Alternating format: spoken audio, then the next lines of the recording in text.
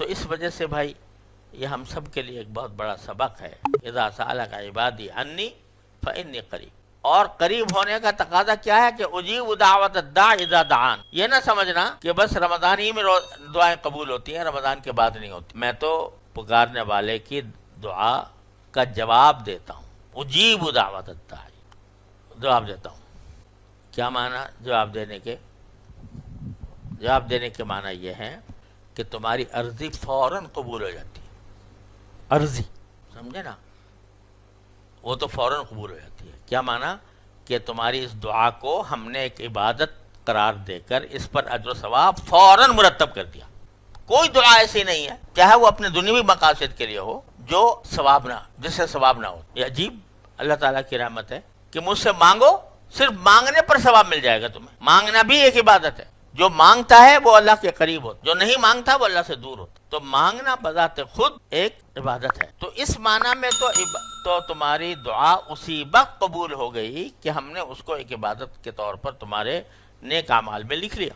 دوسرے اس معنی میں کہ تمہاری عرضی قبول کر لی، درخواست کو ہم نے ایک طرح سے ایڈمٹ کر لیا. سمجھے نا؟ ہم جب اس میں کورٹ میں کام کرتے تھے تو جب ہمارے پاس کوئی اپیل آتی تھی تو پہلے اس پر بحث ہوتی تھی کہ یہ آیا ایڈمیسیبل ہے یا نہیں، یعنی اس کو اس قابل ہے کہ اس کو ہم لیں اس معاملے کو. تو بہت سی مرتبہ ایسا ہوتا تھا کہ پٹیشن آئی، ہم نے کہا اسی وقت رد کر دی، اب انیشو، سمجھا، اسی وقت رد کر دی. اس قابل ہی نہیں کہ اس پر غور کیا جائے. سمجھے نا؟ تو اور بہت سی ایسی ہوتی ہیں پٹیشنس کہ وہ آتی تھیں تو ہم اس کو الاؤ کر دیتے تھے. پٹیشن الاؤڈ کیا معنی؟ الاؤڈ کے معنی یہ نہیں کہ جو اس میں لکھا ہے وہ ہم نے منظور کر لیا، بلکہ معنی یہ ہے کہ اس پٹیشن میں اتنی جان ہے کہ اس پر غور کیا جائے. سمجھے نا آپ؟ بس تو جو آدمی پٹیشن دائر کرتا ہے وہ پہلے مرحلے پر اسی سے خوش ہوتا ہے کہ بھائی یہ میری پٹیشن جو ہے نا وہ ایڈمٹ کر لی گئی. تو یہ ایڈمٹ کر لینا تو فوراً ہو جاتا ہے اللہ تبارک و تعالیٰ کی بارگاہ میں جب کوئی دعا کرتا ہے. اب یہ کہ اس میں کوئی شرط نہیں ہے ایڈمٹ ہونے میں. سمجھے نا؟ کوئی گناہ کی ہو دعا تو وہ تو ظاہر ہے وہ کیسے ایڈمٹ ہوگی، لیکن جو گناہ کی نہیں ہے دعا بلکہ اپنے مباحات کی ہے، اپنے مقاصد کی ہے، اپنے اغراض کی ہے، وہ فوراً ایڈمٹ ہو گئی. تو پہلی بات ثواب، تو نے مانگا لہذا ایک نیکی لکھ لی گئی، اور ایک نیکی کیا ہوئی کہ اس کے اوپر جو اجر و ثواب ہے وہ ہی ملے گا جو تمہیں پوری عبادت کر کے ملتا. پہلا کام اجیب دعوت الداع، میں جواب دیتا ہوں. کیا جواب دیتا ہوں؟ نیکی. دوسرا جواب یہ کہ ایڈمٹ، وہ تمہاری عرضی کیا ہو گئی؟ داخل ہو گئی. سمجھے نا؟ اب یہ کہ وہ جو تم نے عرضی میں مانگا ہے وہ ملے یا نہ ملے، تم ہو نادان آدمی، تمہیں کچھ پتہ نہیں ہے کون سی بات تمہارے حق میں بہتر ہے، کون سی بات تمہارے لیے مضر ہے.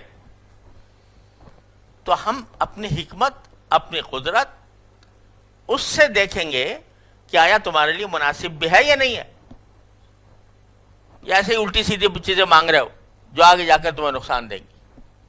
اگر وہ تمہارے مناسب ہے وہ دے دیں گے، اگر مناسب نہیں ہے تو پھر اس سے اچھی کوئی چیز دے دیں گے.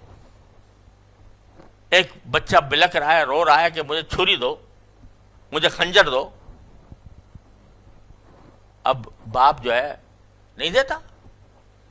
کیوں نہیں دیتا؟ اس لیے کہ یہ اس کے کام کا نہیں ہے، یہ ایسے کہیں اپنے ہی کام تمام نہ کر لے، اس لیے نہیں دیتا. تو اس کو کچھ اور دے دیتا، بہلا دیتا ہے، کسی اور چیز سے بہلا دیتا ہے، اور کوئی چیز دے دیتا ہے.